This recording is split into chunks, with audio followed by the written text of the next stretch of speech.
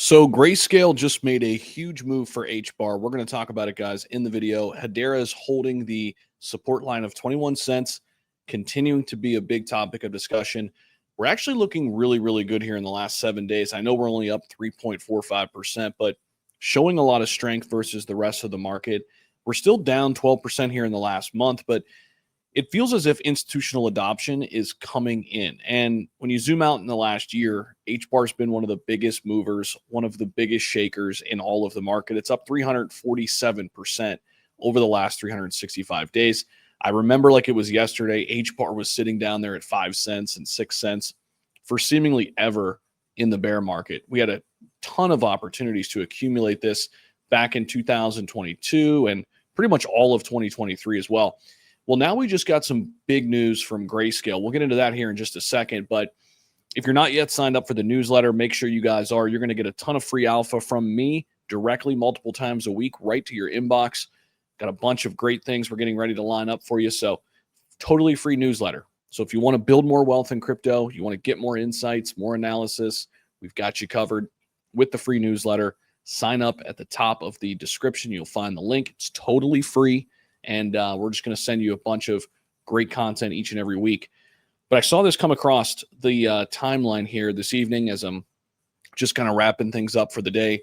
Grayscale files registration statements for Litecoin, Hedera, and a Bitcoin Cash ETF. So obviously I want to focus more so on HBAR here, but good for Litecoin, good for Bitcoin Cash as well. Grayscale's making some big moves here, man. They're trying to move basically all of their big trusts into ETFs. And a lot of these deadlines for Grayscale are in October and November, lining up perfect for the Q4 big run, right?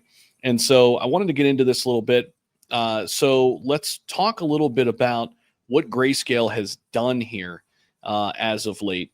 So they not only filed for the HBAR ETF, but Bitcoin Cash and Litecoin. Now, this is on the heels of them just yesterday announcing a Chainlink ETF filing as it's trying to convert its Chainlink trust into an ETF.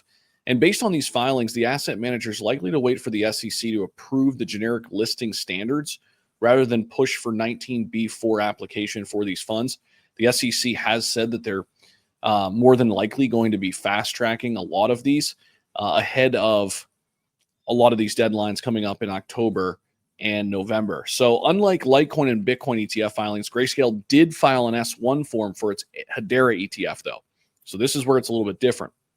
The asset manager noted that NASDAQ had already filed a 19B4 application to list and trade shares of the Hedera ETF.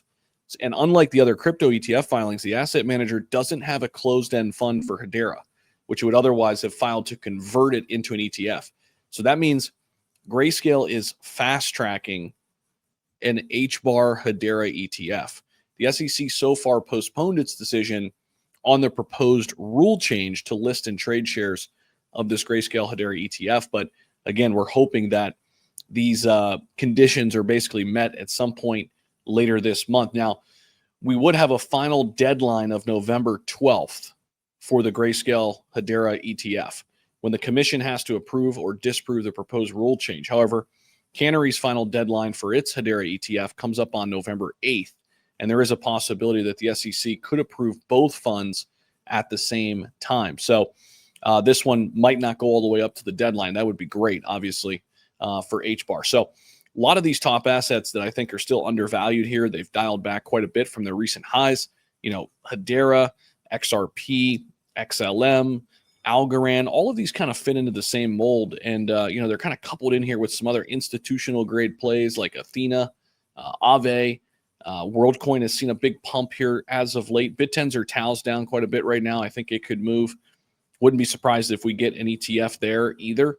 And when you look at HBAR, comfortably in the, top 20 right now, ranked number 18. And it is still, $1 billion more in market cap than Kronos after Kronos dialed back a little bit. I do think Kronos could get some major ETF listings as well as another top 20 Litecoin right there. Of course, Grayscale trying to convert that trust into an ETF for Litecoin as well. So just wanted to make the quick update for you guys. I know a lot of people here who watch the channel, very focused, very locked into what's going on with HBAR. Just want to make sure you guys saw the updates, saw the news. And yeah, appreciate you guys for watching. Don't forget to subscribe to the free newsletter and check out all the places you can come trade with me right now. We've got a new sponsor, WEEX. You can become a VIP and unlock exclusive perks on your WEEX journey. You can do all kind of great stuff with us over here at WEEX. They're a brand new sponsor, and we're going to have some great specialized options for you there. BidFi as well is another great spot for you guys to trade. And I just showed my trade over on BidFi on Bio. That's been an amazing trade. I'm down on a couple others here right now, but I'm way up on my Bio trade, up over 550% on that trade. So come on over, unlock BidFi rewards as well. And Crypto.com also is a big sponsor here. They've got some great specials as well on the exchange side. You can trade HBAR on all these platforms, by the way. So appreciate you guys for watching. And don't forget to hit the like button and subscribe if you haven't already. We'll see you guys in the next video.